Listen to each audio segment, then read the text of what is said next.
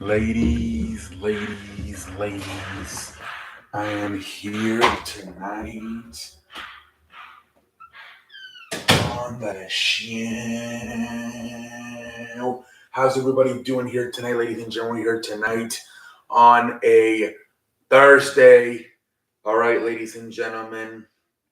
Um, so we got some news, and then we got Dynamite recap. Let's go tonight. So Tony Khan, pretty much, he's still doing a bunch of media, getting ready for All In this weekend.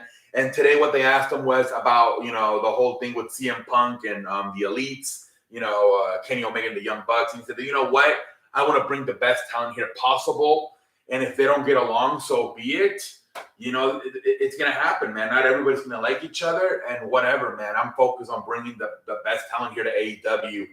So pretty much saying I don't give a fuck about this. And supposedly, they were in the same. I don't know if maybe CM Punk arrived late, and Kenny Omega had left, because the way they did it was, I don't know when they filmed Rampage. They might have done it last night too, but I know they filmed both Dynamite and Collision, because there was some stuff about CM Punk on Twitter I saw.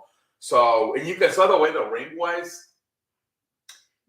If anything, they were filming on the Collision setting, right? Like the entrance and the commentators were actually in front of the ring. So yeah, they definitely filmed Collision after Dynamite. But there was a good chance that Kenny Omega got there. Did his, he was on the first segment of Dynamite. He might have left way, way gone by the time CM Punk arrived to start filming Collision. But anyway, he said he don't give a fuck, man. He's gonna sing the best talent possible. MJF said that he expects a lot of offers from both WWE and AEW come January when he's a free agent. He said, I'm not going to accept anything that's less than 7 figures. If it's less than 7 figures, I'm not even looking at the contract. So that's one thing I will say right now. If it's not at least 7 figures, I'm not even going to look at the contract. So we'll see how it goes. I don't know if WWE, man, is going to be as interested. I feel like they are, but I don't know if they're going to want to pay so much money, because they kind of nowhere is good as MJF. But you look at some of their stars, like especially Logan Paul and even Grayson Waller. There's something there that it's kind of similar, and if they completely focus on it could work. You can argue as far as just hate. Freaking at this point, Logan Paul's a lot more hated in the wrestling world than MJF. MJF is, they love him. I don't know how much of if he's gonna really be babyface or if it's just for this feud, but where Logan Paul's really the true heel right now. And he's kind of similar. If anything, Logan Paul's the real version, right? Young, rich kid. Nobody likes him. A lot of jealousy. MJF is more of playing the character. Logan Paul's really that guy. The only thing is Logan Paul's not a full-time. If they can get Logan Paul to maybe commit more, they could. And same thing with Grayson Waller. There's definitely something there. So I look at those guys and I'm like, they don't really need them. I think AEW needs some more than WWE. WWE would look fantastic. They would look at him more of a luxury, where I feel like AEW looks at him as a need. So I think AEW is going to offer more money. He's going to end up staying with AEW. Maybe a few years ago, before guys like Logan Paul and Grayson Waller arrived, maybe WWE would have thrown more money. But now I feel like they have similar stuff with guys like Logan Paul and Grayson Waller, where I don't think they're going to throw as much money as MJF thinks. There's talks that that Edge asked for a lot of money and they're not going to give it to him, and that he said he might be going to AEW now. But now Edge made a video saying that's not true, that he actually has he was mailed a WWE contract. He just hasn't looked at it because he doesn't know what to do. He's really thinking about retirement. So he said, yeah, I mean, as far as WWE goes, they have sent me a contract. I'm just trying to figure this thing out. That night they gave me in Toronto was fantastic on Friday. He kind of thinking that should be his last night. So we don't know what's going to happen with Edge. But supposedly according to himself, Edge, who made a video about it, WWE has mailed him a contract. He just doesn't know what to do with it. So we'll see what happens. And last one, Keith Lee. A lot of people were freaking out because last week he walked out on Dynamite, but the reason he walked out was because he was not going to be on the show, and he just said, "Okay, I'm not booked tonight. I'm going home. Fuck this." Like not because he's mad, because he's like, "I'm not going to stay here if I'm not booked." But then apparently he was for Rampage, but nobody told him. There was a miscommunication with him and I don't know, Tony Khan or somebody else, and they told him he thought he wasn't booked at all, so he just left. But he was booked for Rampage, so they were looking for him when Rampage was going to start. They're like, he left, he's gone. He thought he wasn't booked for anything, and that's why they had to make some change to the card. But that's why people were freaking out. But there was a miscommunication. He thought he wasn't booked for neither Dynamite or Rampage, but he was booked for Rampage. So there's nothing there. Apparently, it was just miscommunication by Keith Lee and AEW. So nothing there, ladies and gentlemen. And I think that is about it.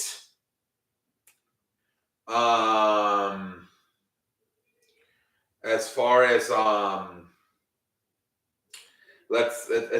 news, let's go to Dynamite. Dynamite.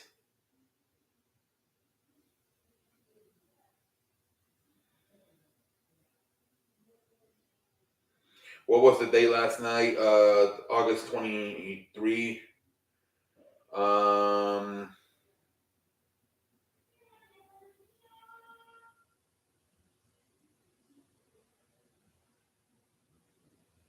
Dynamite.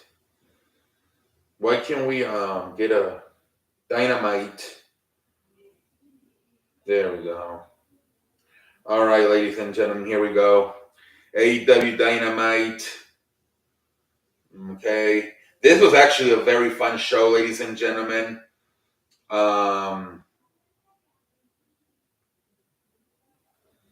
This was a really fun show. Probably the best. You could tell Tony Khan is really taking this whole week seriously, leading off to All In this weekend. This was a great show, ladies and gentlemen. Outside of maybe one of the women's matches, that was a very fun show, man, from the start, man. They started off with They started off with a freaking match, man, between the freaking was it even a match? I think it was. It was supposed to be a match, right? It was like freaking I thought it was a match because they even did a spot there where they punched the fucking referee, man. But the freaking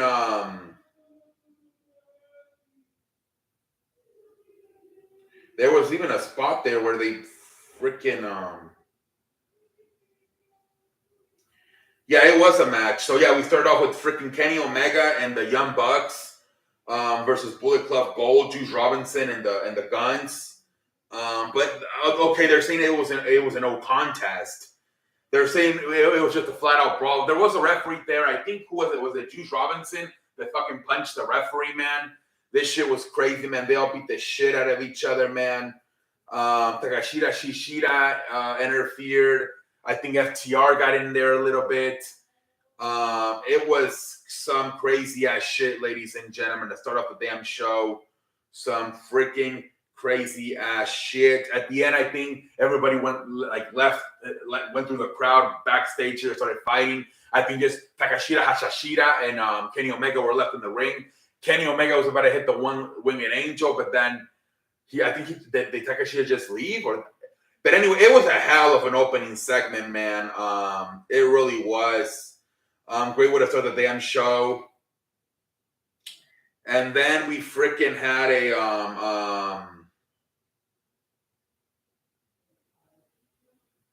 then we had, what was it, Jon Moxley versus Rey Fenix. And this was a good match, a lot of times, Rey Fenix, there were some times he was kicking out. Like, dude, they can't put this guy away. Eventually, Moxley chokes him out and puts him away.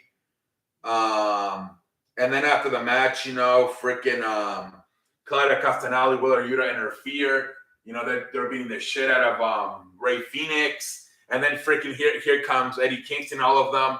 They're about to help, but then fucking Ortiz shows up.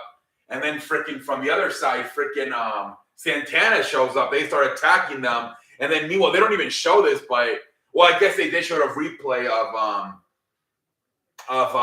the Black Wing hitting Phoenix with a pipe. And then freaking the best friends come out, but then it's too late. The Black Wing Combat Club runs away. And they had to do this for Ray Phoenix because he's having some immigration problems and he can't leave the country because he's filed for a green card. So he can't leave the country. So that's why they had to do this. They had to take him out. He's no longer going to be in the match at the Stadium Stampede match. But now they also had they announced that both Ortiz and Santana are going to be part of the Black Wing Combat Club team along with Moxley, Wheeler Yuta, and Castagnoli. So now they need one more member. But we'll see what happens with Ray Phoenix. They had to take him out due to his green card. So we'll see who they replace Ray Phoenix with. But that's why they did this, because Ray Phoenix cannot leave the country while he's in the process of the green card. But this was really good too, man. The return of, and then after that, man, they go to backstage. You're seeing Ray Phoenix get stretchered out and the freaking ambulance leaves, and then Renee Paquette tries to interfere. Eddie Kingston, he's all pissed. Like, your husband did this, man. Get that shit on my face. It was like a real moment there. Obviously, they're married in real life. Renee Paquette and Jon Moxley. Real moment there. But yeah, good shit, man. And then we freaking get a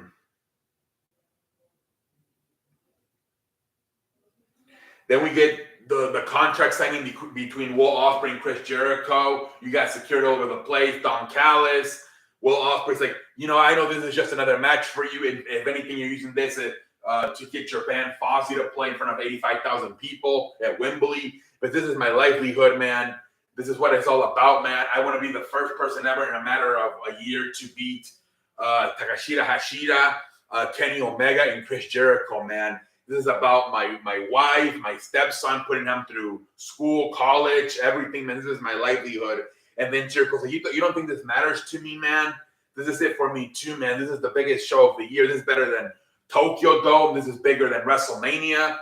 And by the way, man, 5 years ago, I gave you a call and I told you, tone it down. You're doing too much crazy stuff. You're going to end up in a wheelchair and you're not going to live up to your full potential.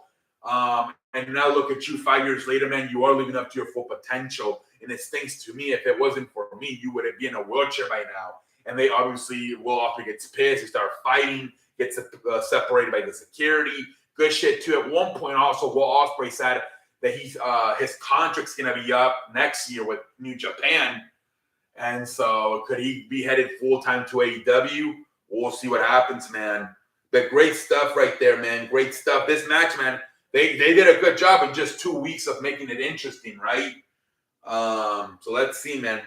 Let's see how that shit goes. But yeah, man, can't fucking wait. You have a bunch of backstage interviews with Adam Cole, MJF, the Young Bucks, FTR. They did a great job, like really, like doing the final build-up for this show. And then we get freaking Dart. Oh my god, are you serious, man? And then we get freaking what the fuck, man? And then we get freaking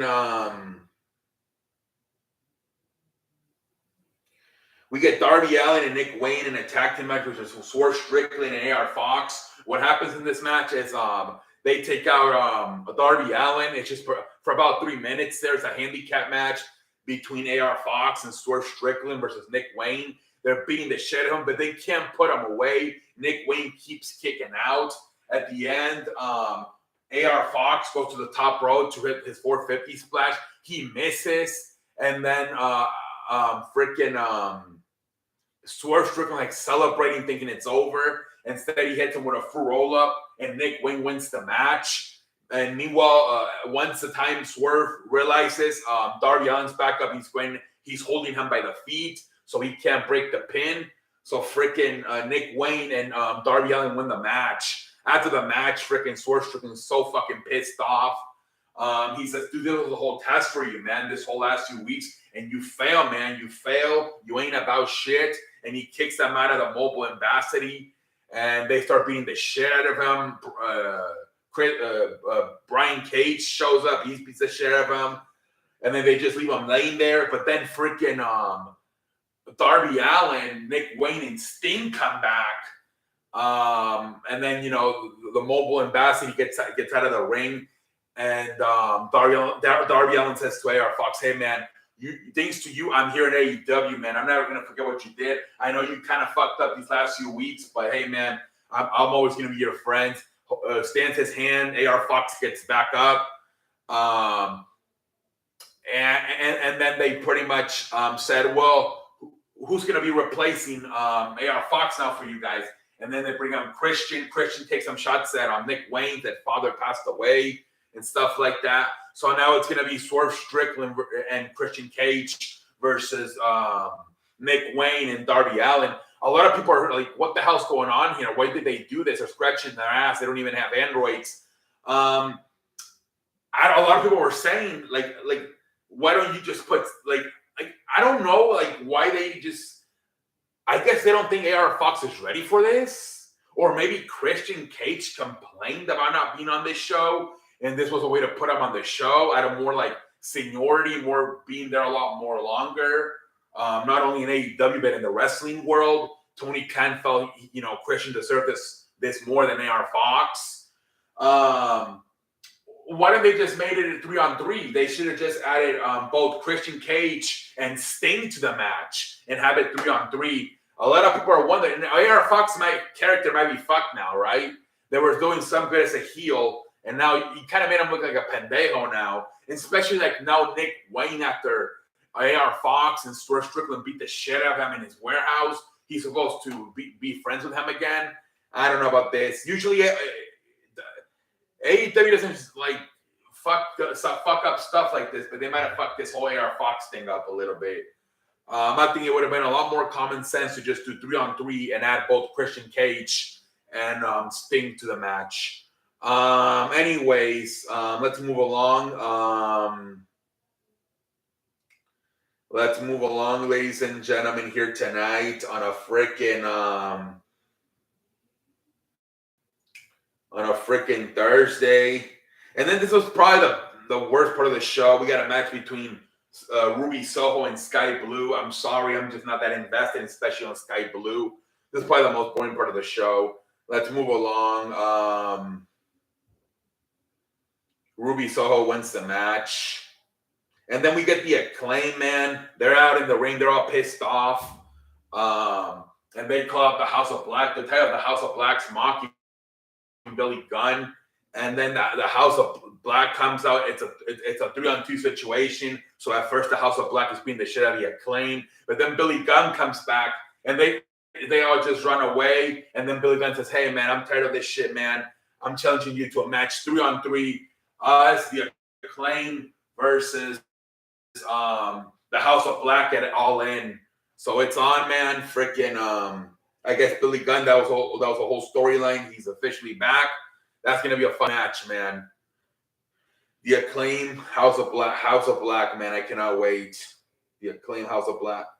The Acclaim House. What the fuck is happening right now? Anyways, and then I think we got the main event. The Hardy Boys versus the Aussie Open. And this was good to get the Aussie Open some momentum, making them look strong as they beat the Hardy Boys. And then after the match, MJF and Adam Cole come out. They start fighting. For a little bit, the Aussie Open take them out. But then obviously Adam Cole and MJF start taking out the Aussie Open. At the end, they're holding one of them. And Adam Cole's going to hit him with a super kick. But the Aussie Open guy gets out of the way. Instead, MJF is about to accidentally kick. Adam Cole's about to accidentally kick MJF. MJF just holds onto his feet, and then they just have a stare down. And then MJF gets pissed. He takes out his diamond ring and he's about to hit him, but then he thinks of it and he hikes it, and then they just hug it out. And that's pretty much the end of the show, man. This was a very fun show, ladies and gentlemen. Really fun show. Let me make sure. This was a really fun show, ladies and gentlemen. Like I said, outside of the Sky Ruby Soho Sky Blue match, fantastic. I mean, you could have done something more. Where the fuck Saraya? Where the hell's Toni Storm? Where the hell's Britt Baker? Like, come on, something a little bit better for the woman. But hell of a show, man, from start. With the Elites versus the Bullet Club Gold. Then you got Jon Moxley and Rey Fenix with Ortiz and Santana coming back. Then you got freaking the whole contract signing between Will Ospreay and Chris Jericho. The whole thing with AR Fox is a fucking clusterfuck now. The Acclaim and Billy Gunn versus the House of Black. The ending there with MJF and Adam Cole. How first they got to be tag team partners for a match versus the Aussie Open for the Ring of Honor tag team titles, and they have to be foes for the AEW match, man. This was a hell of a show. The backstage segments were pretty good, too, with both Adam Cole and MJF, and then FTR and the Young Bucks. Hell of a show, ladies and gentlemen. I really had fun watching this show tonight, man. From start to finish, it was a really fun show. Yeah, man, until next time, I'm finished.